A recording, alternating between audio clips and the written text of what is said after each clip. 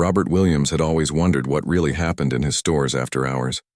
As the CEO of Megamart, a chain of 847 retail stores across the country, he spent most of his time in boardrooms and corner offices, far removed from the daily reality of his 200,000 employees. The quarterly reports told him about profits and losses, but they never told him about the people who made those numbers possible. That's why, on a cold Tuesday evening in November, Robert found himself putting on a janitor's uniform in the parking lot of Store 247 in downtown Phoenix. He had grown a beard over the past month and traded his usual expensive suits for work boots and a name tag that read, Bob. Nobody in this store had ever seen him before, and he planned to keep it that way. The store manager, a pleasant woman named Carol, had hired him through the usual channels. As far as she knew, Bob was just another guy who needed a night job to make ends meet. Robert had made sure his background check came back clean under his fake identity, and he had even practiced mopping floors in his mansion's garage for 2 weeks to make sure he wouldn't blow his cover on the first day. His first 2 nights had been eye-opening but not shocking. He saw tired employees finishing their shifts, complained about low wages, and witnessed the usual workplace drama. But nothing had prepared him for what he would discover on his 3rd night. It was almost midnight when Robert noticed something odd. Most of the employees had gone home by 10 p.m., and the store was officially closed. Carol had left around 11:30 after doing her final walkthrough. Robert was supposed to be alone, cleaning the floors and restocking supplies. But as he pushed his cart down the main aisle, he noticed a faint light coming from the employee break room area. His first thought was that someone had forgotten to turn off the lights. As the person paying the electricity bills, he felt a small surge of annoyance. But as he got closer, he heard something that made him stop in his tracks. It was the sound of running water, but not the steady flow of a faucet being used normally. It was the rhythmic splash of someone washing something by hand. Robert quietly approached the employee restroom and peered around the corner. What he saw made his heart sink. A young woman was kneeling beside the sink, scrubbing what looked like a child's school uniform. Her Megamart name tag, which read Jenny, was still pinned to her vest, and her hands were red from the hot water and harsh hand soap she was using. Jenny looked exhausted. Her dark hair was pulled back in a messy ponytail, and there were dark circles under her eyes. She was probably in her late 20s, but the stress on her face made her look older. She was completely focused on her task, scrubbing a small grass stain on a pair of khaki pants with the kind of determination that comes from desperation. Robert watched as she held up the pants to the light, examining the stain. When she saw it was still there, her shoulders sagged. She looked like she might cry, but instead she took a deep breath and started scrubbing again, this time even harder. Next to the sink, Robert could see a small pile of clothes, a white button-down shirt, a pair of tiny sneakers, and what looked like a school sweater. Everything was child-sized, probably for a boy around 6 or 7 years old. The clothes were clean but worn, the kind of hand-me-downs that had seen better days but were still loved and cared for. As Robert watched, Jenny moved on to the white shirt. There was a small ketchup stain on the front, probably from lunch that day. She applied more hand soap and began the same careful scrubbing process. Her movements were practiced, like she had done this many times before. Robert felt like he was intruding on something private and painful, but he couldn't look away. This wasn't just a woman doing laundry. This was a mother trying to give her child dignity in a world that seemed determined to take it away. After 20 minutes of watching Jenny work, Robert quietly backed away and continued his cleaning duties in another part of the store. But his mind kept returning to what he had seen. Why was she washing clothes at work? Why couldn't she use a laundromat or a washing machine at home? When Jenny finally emerged from the restroom, Robert pretended to be busy organizing cleaning supplies. She walked past him carrying a plastic bag that he assumed contained the wet clothes. She looked tired but relieved, like she had accomplished something important. "Have a good night, Bob," she said softly as she headed toward the employee exit. "You too," Robert replied, trying to keep his voice casual. After Jenny left, Robert found himself unable to concentrate on his work.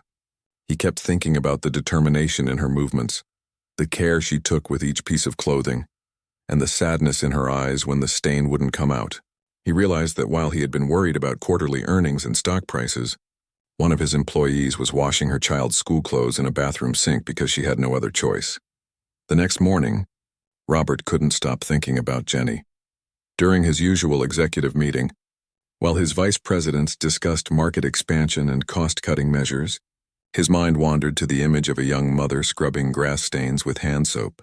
When his CFO mentioned reducing labor costs to improve profit margins, Robert found himself wondering how many other employees were struggling like Jenny. That afternoon, Robert did something he had never done before. He logged into the employee database and looked up Jenny's file. Her full name was Jennifer Adams, and she had been working at Store 247 for almost 2 years. She was a part-time cashier, working 32 hours a week at $12.50 an hour. Her emergency contact was listed as Danny Adams' son, with a note that he was 7 years old. Robert did the math in his head. Even if Jenny worked every available hour, she was making less than $21,000 a year before taxes. After taxes, Social Security, and other deductions, she was probably taking home around $300 a week. In Phoenix, that wasn't enough to cover rent, food, childcare, and basic necessities, let alone unexpected expenses like a broken washing machine. As Robert sat in his corner office, looking out at the city skyline, he realized that he had been living in a completely different world from his employees. While he worried about whether to buy a second vacation home, Jenny was worried about whether her son's clothes would be clean for school. That night, Robert returned to Store 247 for his 4th shift as a janitor. He found himself hoping that he wouldn't see Jenny in the bathroom again, but also knowing that if her washing machine was broken, she probably didn't have any other choice. As midnight approached, Robert saw the familiar light coming from the restroom area. His heart sank as he realized that Jenny's situation wasn't a one-time emergency. This was her reality, night after night trying to maintain her child's dignity with nothing but determination and a bar of hand soap. Robert couldn't sleep that night. He kept seeing Jennifer's tired face as she scrubbed those tiny clothes, and he knew he had to learn more about her situation. But he also knew he had to be careful. If he started asking too many questions as Bob the janitor, people might get suspicious. The next evening, Robert arrived at Store 247 an hour early. He wanted to see Jennifer during her regular shift, to understand how she interacted with customers and coworkers. He grabbed a shopping cart and pretended to be a regular customer, wearing a baseball cap pulled low over his face. Jennifer was working at Register 3, and Robert was amazed by what he saw. Despite everything she was going through, she greeted every customer with a genuine smile.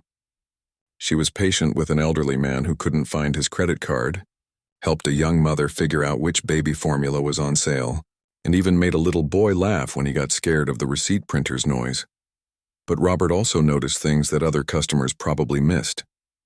Jennifer's shoes were worn down at the heels, and there was a small tear in her uniform vest that had been carefully sewn back together. When she thought no one was looking, she would rub her temples like she had a headache. During her break, instead of going to the employee room to rest, she sat in her car in the parking lot, probably to save money on gas by not driving home. Robert watched as Jennifer's shift ended at 7 p.m. Instead of heading home, she waited in the parking lot for 20 minutes until a beat-up Honda pulled up. A teenage girl got out and Robert could see a little boy in the back seat.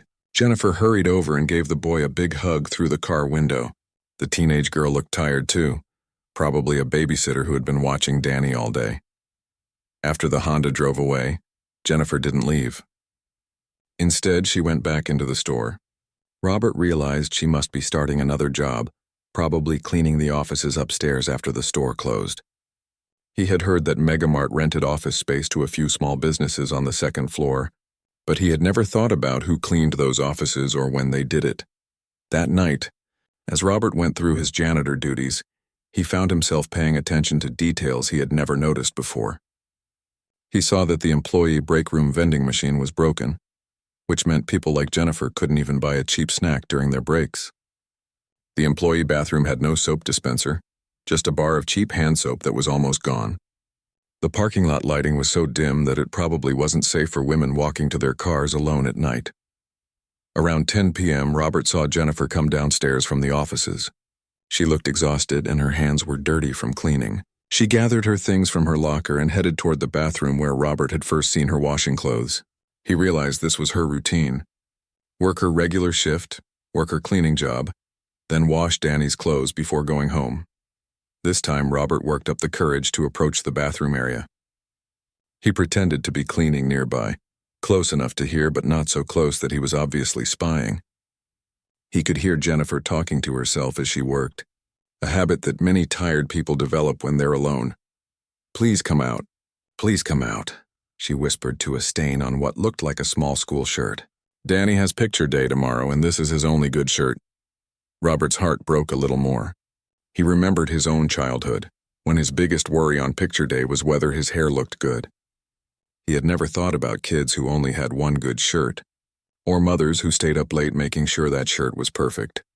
As the days went by, Robert developed a routine of observing Jennifer without being obvious about it. He learned that she had been working 2 jobs for over a year, ever since Danny's father had stopped paying child support. She picked up extra cleaning shifts whenever she could, sometimes working until 2 a.m. and then being back at the store by 10 a.m. for her regular shift. Robert also noticed how Jennifer interacted with her coworkers. The younger employees clearly looked up to her.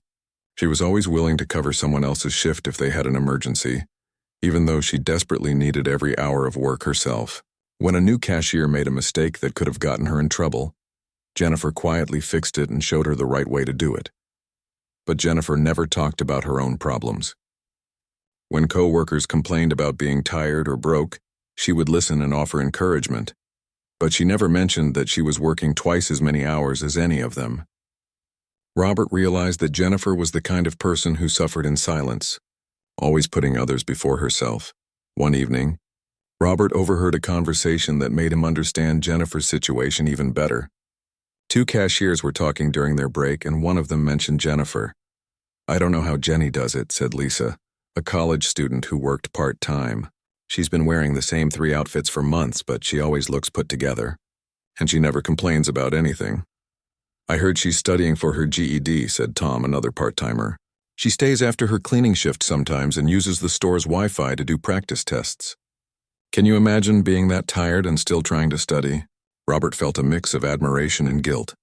Jennifer was working harder than anyone he knew, including himself, and she was still trying to improve her education. Meanwhile, he had inherited his wealth and had every advantage in life handed to him. That night, Robert decided to do some research. He went home and looked up the cost of living in Phoenix for a single mother with 1 child. What he found made him angry at himself and the system he was part of. The average cost of a 1-bedroom apartment was $200 a month. Childcare averaged $800 a month. Even basic groceries for 2 people cost at least $400 a month. Jennifer was making about $300 a month from her Megamart job, which meant she was probably barely breaking even with her second job. Robert also looked up the cost of laundromats in Jennifer's neighborhood.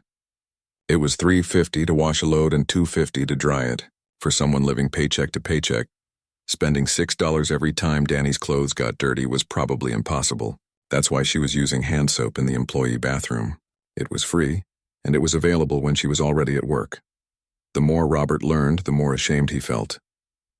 While he had been focused on increasing profits and reducing costs, he had created a system where hardworking people like Jennifer couldn't afford basic necessities. She wasn't lazy or irresponsible. She was working harder than most people he knew in corporate boardrooms. The problem wasn't her work ethic. The problem was that the system didn't pay people enough to live with dignity. Robert realized that Jennifer represented thousands of his employees across the country. People who showed up every day, did their jobs well, and still struggled to pay rent and buy groceries. People who deserved better than washing their children's clothes in workplace bathrooms because they couldn't afford a washing machine or a laundromat. As he lay in bed that night, Robert knew he couldn't just observe anymore. Jennifer's story was becoming his responsibility, and he had to figure out how to help not just her, but all the employees who were struggling in silence. After a week of observing Jennifer from a distance, Robert knew he had to find a way to talk to her. But approaching her as Bob the janitor felt tricky. He didn't want to seem creepy or make her uncomfortable, especially since she was already dealing with so much stress. His opportunity came on a Thursday night when Jennifer was sitting in the store's small employee break area after her cleaning shift. She had her phone out and was staring at the screen with a frustrated expression. Robert was mopping nearby and could see that she was working on some kind of online test. "Rough night?" Robert asked casually. trying to sound like any coworker making small talk. Jennifer looked up and gave him a tired smile. "Oh, hi, Bob. Just trying to get through this practice test, but I think my brain stopped working about 2 hours ago." Robert moved a little closer, keeping his mop in hand so it seemed natural. "What kind of test?" "GED prep," Jennifer said, then quickly added, "I never finished high school. Had Danny when I was 19 and well, life got complicated." Robert felt a wave of respect for her. Here she was, working 2 jobs and still trying to finish her education. "That's really impressive," he said honestly. "I bet that's not easy with everything else you've got going on." Jennifer's face lit up a little. Most people didn't understand how hard it was to study while working and raising a child alone. "It's definitely challenging. I use the store's Wi-Fi after my shifts because our internet at home is, well, we don't have any right now." Robert realized that Jennifer couldn't even afford internet service at home. Something that he took for granted, like checking email or watching videos, was a luxury she couldn't afford. "What are you planning to do after you get your GED?" "Community college, hopefully," Jennifer said, her voice getting more animated. "I want to study business management. Maybe someday I could run a store like this or even own my own business." "I know it sounds crazy." "It doesn't sound crazy at all," Robert said quickly. "It sounds like you've got a real plan." Jennifer smiled, but then her expression grew worried. "The hard part is Danny. He's 7 now, and he's starting to notice that we don't have the same things as his friends. Last week he asked me why we don't have a car like Tommy's mom, or why we can't go to Chuck E. Cheese for birthday parties." Robert's heart ached hearing this. He remembered taking his nephew to Chuck E. Cheese and spending $100 without thinking twice about it. For Jennifer, that same amount probably represented a significant portion of her weekly income. "What do you tell him?" Robert asked gently. Jennifer was quiet for a moment. "I'd try to explain that different families have different situations, but he's 7. He doesn't really understand why some kids get new clothes and toys while he gets things from the thrift store. I just worry that—" She stopped herself. "Worry about what?" "Nothing, it's silly," Jennifer said. But Robert could see she was holding back something important. "Hey, we all worry about silly things," Robert said, sitting down across from her. "Sometimes it helps to talk about it." Jennifer looked at him for a moment as if deciding whether she could trust him. Finally, she said, "I worry that someone at his school might notice that he wears the same clothes all the time, or that he doesn't have the supplies other kids have. What if they think I'm not taking good care of him? What if they call someone?" Robert realized she was talking about Child Protective Services. The fear in her voice was real and heartbreaking. Here was a mother who was doing everything possible to care for her son, working herself to exhaustion, and she was afraid that her poverty might be mistaken for neglect. "From what I can see, you're doing an amazing job," Robert said softly. "Danny's lucky to have a mom who works so hard for him." Tears welled up in Jennifer's eyes. "Some days I don't feel like I'm enough. Like maybe he'd be better off with a family that could give him more." "Don't say that," Robert said firmly. "Love isn't about having money. It's about showing up every day, and that's exactly what you're doing." They sat in comfortable silence for a few minutes. Then Jennifer looked at her phone and sighed. "I should get back to studying. This math section is kicking my butt." "What part of math?" Robert asked. "Algebra. I never really got it in high school, and now it's even harder when I'm this tired." Robert had excelled in math during his MBA program, but he couldn't reveal that. Instead, he said, "I was always pretty good with numbers. Maybe I could help sometime if you get stuck." Jennifer's face brightened. "Really? That would be amazing. I can't afford a tutor, and the free tutoring at the library is only available during hours when I'm working." From that night on, Robert found excuses to take his breaks at the same time as Jennifer. He would help her with algebra problems, explain concepts in simple terms, and encourage her when she got frustrated. He was amazed by how quickly she learned when someone took the time to explain things clearly. During their conversations, Robert learned more about Jennifer's daily struggles. Her apartment's washing machine had been broken for 3 months, and the landlord kept promising to fix it but never did. Her car was making strange noises, but she couldn't afford to take it to a mechanic. Danny needed new shoes because his toes were touching the front of his current pair, but she was waiting until her next paycheck to buy them. Each story made Robert more determined to help, but he had to be careful. If he suddenly gave Jennifer money or expensive gifts, she would be suspicious. Instead, he started leaving small, helpful things where she would find them. The first thing was quarters. Robert noticed that Jennifer never used the vending machines, probably because she couldn't spare the change. He started leaving quarters on the break room table with a note that said, "Found these on the floor, finders keepers." Soon Jennifer was able to buy the occasional snack or soda during her breaks. Next, Robert found a working travel iron in the lost and found box. He made sure Jennifer saw him pull it out and heard him say, "Well, no one's claimed this in months. I guess I'll put it in the employee giveaway pile." Jennifer took the iron home, and Robert noticed that Danny's school clothes looked even more crisp and neat after that. The fruit was Robert's most creative idea. He started bringing slightly bruised apples and bananas to work, telling Jennifer that the produce manager upstairs had given them to him because they were going to expire soon. In reality, Robert was buying fresh fruit and making small dents in it so it would seem believable. Jennifer was always grateful for the free fruit, which she would pack in Danny's lunch the next day. Robert also started leaving educational materials where Jennifer would find them. He would print out GED study guides and leave them in the break room with notes like, "Someone left these here, might be useful for someone studying." He found free online college prep courses and wrote down the websites on scraps of paper that he left near the computer Jennifer used for studying. As the weeks passed, Robert could see small improvements in Jennifer's situation. She seemed less stressed during their conversations, and she mentioned that Danny was excited about the apple slices in his lunch.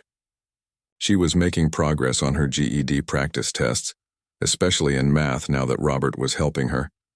But Robert also realized that these small gestures, while helpful, weren't addressing the bigger problem. Jennifer still needed 2 jobs to barely survive. She still couldn't afford basic necessities like a working washing machine or reliable internet.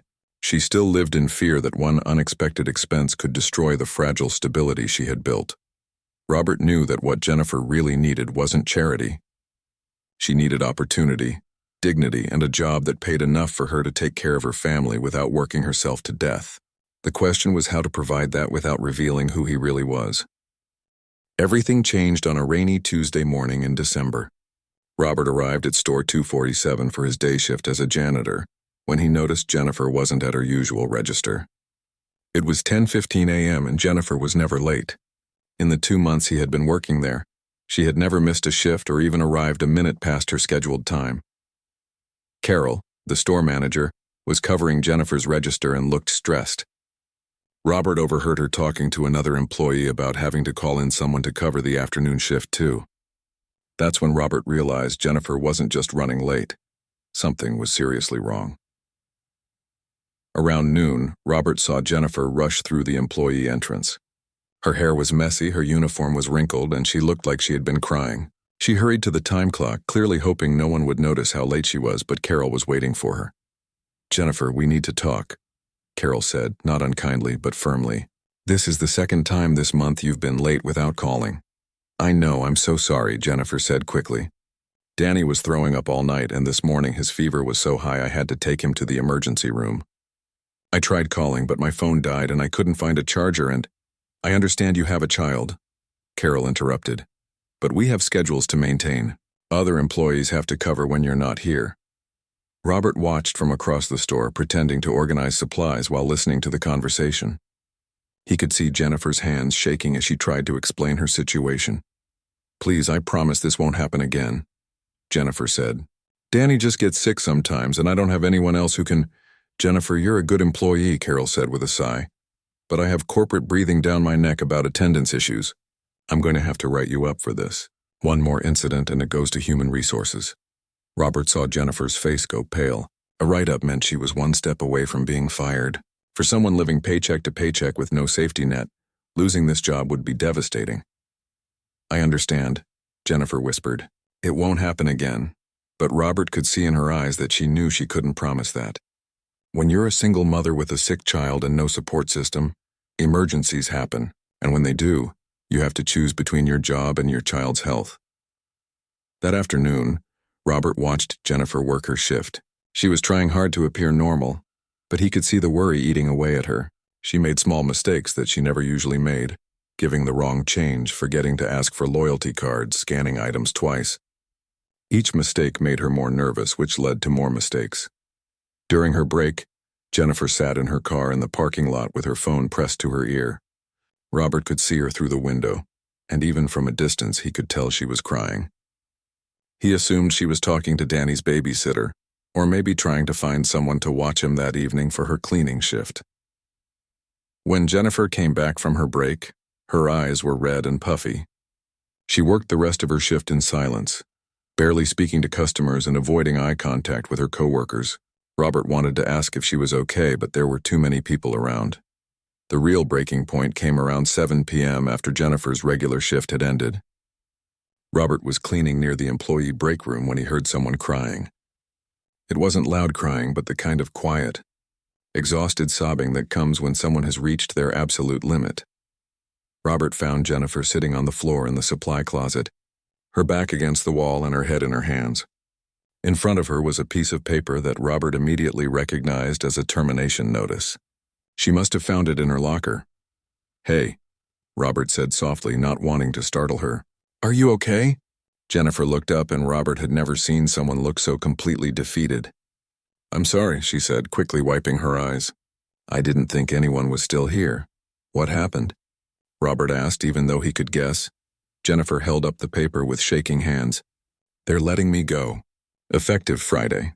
Carol said it was because of attendance issues, but I know it's because Danny got sick and I had to choose between taking him to the hospital and coming to work." Robert's heart broke.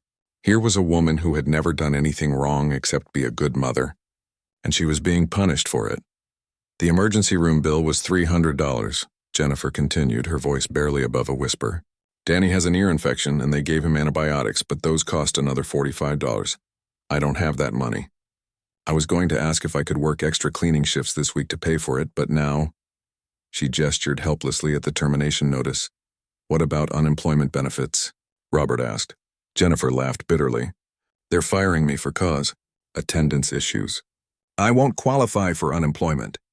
And even if I did, it takes weeks to get approved. Danny and I need money now." Robert watched as Jennifer pulled out her phone and looked at a text message. Her face crumpled again. "What is it?"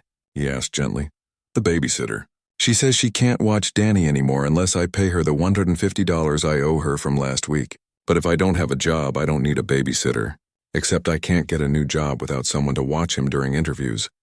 It was a terrible cycle, and Robert could see exactly how it worked. Without money, you couldn't afford childcare. Without childcare, you couldn't work. Without work, you couldn't get money. And round it went, trapping people like Jennifer in poverty despite their best efforts. "I keep thinking about what's going to happen to Danny," Jennifer said, tears flowing freely now. "What if I can't find another job quickly enough? What if we get evicted? What if someone decides that I can't take care of him properly?" Robert realized she was still worried about Child Protective Services. In her mind, losing her job was just the first domino to fall. Next would come eviction, then homelessness, then someone deciding that Danny would be better off in foster care. "Jennifer," Robert said, sitting down beside her on the supply closet floor, "I need to tell you something, and I need you to listen carefully." She looked at him with confused, red-rimmed eyes. Robert took a deep breath. He had never felt more nervous in his entire life, not even during his biggest business presentations. "My name isn't Bob, it's Robert Williams. I'm the CEO of Megamart." Jennifer stared at him blankly for a moment. Then she laughed, but it wasn't a happy laugh. "Right, and I'm the Queen of England." "I'm serious," Robert said. He pulled out his wallet and showed her his real driver's license. "I've been working here undercover for the past 2 months trying to understand what it's really like for employees." Jennifer looked at the license, then at Robert, then back at the license. Slowly, the realization began to dawn on her face. You're really him?" she whispered. "Yes." "Oh my God," Jennifer said, scrambling to stand up. "Oh my God, I'm so fired. I complained about the company to the CEO. I told you about using the bathroom sink to wash clothes. I told you we don't have internet. I'm so stupid, Stop," Robert said firmly, standing up too. "You're not fired. You're not in trouble, and you're definitely not stupid." Jennifer was backing toward the door, panic in her eyes. "I can't believe this. This is like a nightmare. You must think I'm pathetic." "Jennifer, look at me," Robert said. "I think you're the hardest working person I've ever met. I think you're an incredible mother. And I think the system that put you in this situation is completely broken. Jennifer stopped backing away, but she still looked terrified. What's going to happen to me? That depends, Robert said. Are you willing to trust me? Jennifer looked at him for a long moment. Here was the man who owned the company that had just fired her. But he was also the man who had helped her with algebra problems and left quarters for her to find. He was the person who had listened to her dreams about going to college and never made her feel ashamed of her situation. I don't have much choice, do I? She said finally. You always have a choice, Robert replied. But I'd like to help you if you'll let me. Not just you, but Danny too. And not just with money, but with real opportunities. Jennifer wiped her eyes and took a shaky breath. What kind of opportunities? Robert smiled for the first time all day. The kind that might just change everything. The first thing Robert did was tear up Jennifer's termination notice right there in the supply closet. The second thing he did was call his personal assistant and ask her to send a doctor to Jennifer's apartment to check on Danny. No questions asked. You don't have to do that, Jennifer said. Still in shock from everything that had happened. Yes, I do, Robert replied firmly. Danny shouldn't have to wait in emergency rooms when he's sick. And you shouldn't have to choose between his health and your job. Over the next hour, Robert explained his plan to Jennifer. It wasn't just about helping her. It was about fixing a system that was broken for thousands of employees across all his stores. I want to offer you a position, Robert said. Director of Employee Wellness. Your job would be to identify employees who are struggling and help connect them with resources. You'd travel to different stores, talk to people, and report back to me about what changes we need to make. Jennifer looked at him like he was speaking a foreign language. I don't even have my GED yet. I can't be a director of anything. You have something more valuable than a degree, Robert said. You understand what it's like to work hard and still struggle. You know what employees need because you've lived it. As for your GED, the company will pay for you to finish it, and then we'll pay for college too if you want to go. Jennifer started crying again, but this time, they were different tears. Why would you do this for me? You don't even know me. I know enough, Robert said. I know you work harder than most people I've met in corporate boardrooms. I know you're honest, kind, and dedicated. And I know that if we don't start taking care of employees like you, we don't deserve to be in business. The changes started immediately. Robert called an emergency meeting with his executive team the next morning. He told them everything he had learned during his 2 months undercover. And he didn't sugarcoat any of it. We have employees washing their children's clothes in bathroom sinks because they can't afford laundromats, he announced to the shocked room. We have people working 2 jobs and still choosing between rent and groceries. We have parents getting fired because their children get sick. This ends now. Some executives tried to argue that increasing wages would hurt profits, but Robert shut them down quickly. If we can't run a profitable business while paying people enough to live with dignity, then we're not very good at business, he said. The first change was an immediate wage increase. Every employee making less than $15 an hour got bumped up to $18 an hour, effective immediately. It wasn't just a small raise, it was a real change that would make a difference in people's lives. But Robert knew that money alone wasn't enough. He introduced flexible scheduling for parents, so they could adjust their hours when their children were sick without losing their jobs. He created an emergency assistance fund that employees could access for unexpected expenses like medical bills or car repairs. Most importantly, he started an on-site childcare program. Parents could bring their children to work and know they were safe and cared for, without having to choose between their job and their family. Jennifer threw herself into her new role with the same dedication she had shown as a cashier. She visited stores across the country, talking to employees and learning about their struggles. She discovered that the problems she had faced weren't unique. There were thousands of employees dealing with similar challenges. In Phoenix, she met Rita, a grandmother who was raising her 3 grandchildren while working at Megamart because their parents had struggled with addiction. In Atlanta, she found David, a college student who was sleeping in his car between shifts because he couldn't afford both tuition and rent.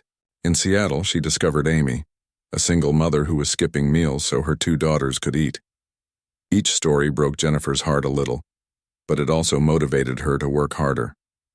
She created programs specifically designed to help people in different situations. For students like David, she developed partnerships with local colleges to offer flexible work-study programs.